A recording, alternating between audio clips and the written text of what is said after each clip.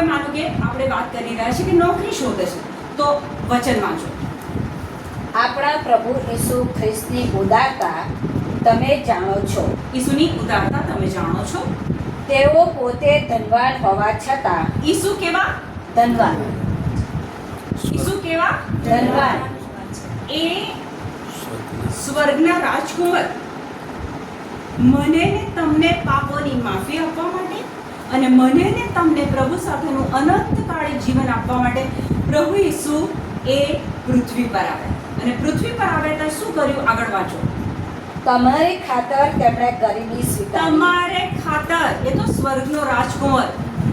તમારે ખાતર, મારે ખાતર એ કુમારી મરિયમના ખોળે ગરીબ કુટુંબમાં એમણે જન્મ લીધો. પછી જેથી તેમની ગરીબીથી તમે ધનવાન થાઓ.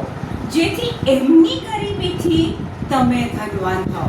હવે માનો કે નોકરી શોધનાર વ્યક્તિ એમ બોલે કે ધન્યવાદ પ્રભુ ઈસુ, તમે જે ક્રુસ ઉપર બલિદાન આપ્યું એ બલિદાનમાં તમે મારી ગરીબી લઈ લીધી છે અને મને ધનવાન બનાવી દીધો છે. તમે જ્યારે આ પ્રભુના મુખમાંથી નીકળેલું વચન આ રીતે રોજે રોજ બોલો, ટૂંક સમયમાં તમે એનું પરિણામ જોશો.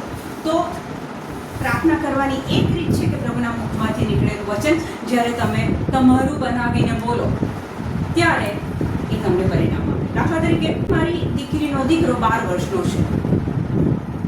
એના પપ્પા એના માટે એક સાયકલ લાવ્યા અને રાત્રે એ સાયકલ લાવીને પછી દીકરાને કીધું કે આ સાયકલ તારા માટે હું લાવ્યો છું, આ સાયકલ તારી છે.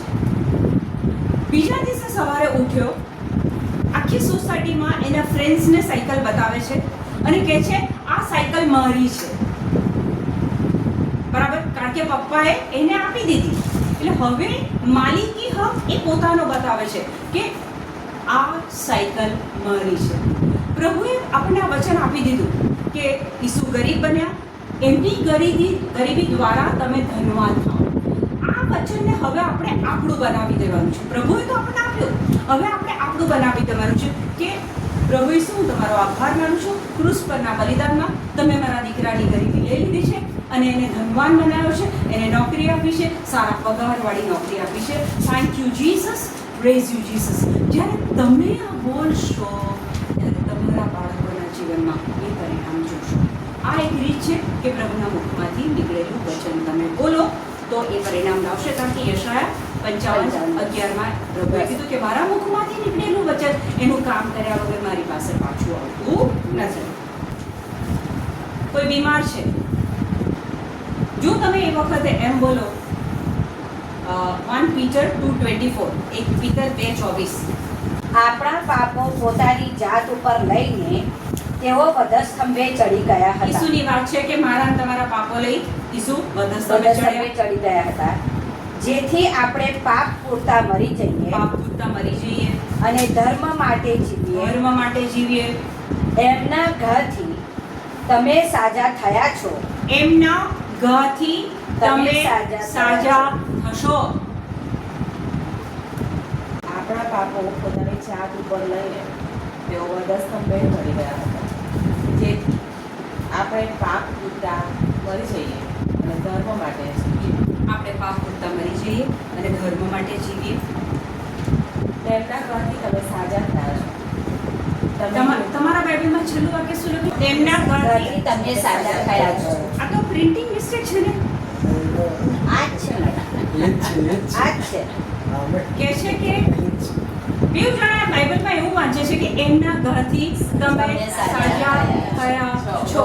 વાક્ય કે પ્રિન્ટિંગ મિસ્ટેક છે. કારણ કે જો તમે પ્રાર્થના કરો, ઘૂંટણે પડો, મીણબત્તીઓ સળગાવો, પછી અલગ અલગ તીર્થ ધામે જાઓ, ત્યારે સાજાપણું મળે ને. ત્યારે સાજાપણું મળે ને.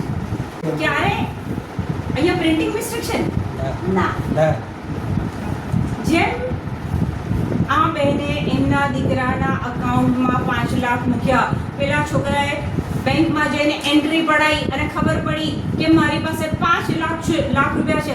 આજે આ એન્ટ્રી તમારા એમાં પાડી દો કે ઈસુના ઘા ખાવાથી તમે સાજા થઈ ચૂક્યા છો. પ્રિન્ટિંગ મિસ્ટેક નથી, તમને રિટર્નમાં પુરાવો આપી દીધો કે ઈસુના ઘાથી તમે સાજા થયા છો.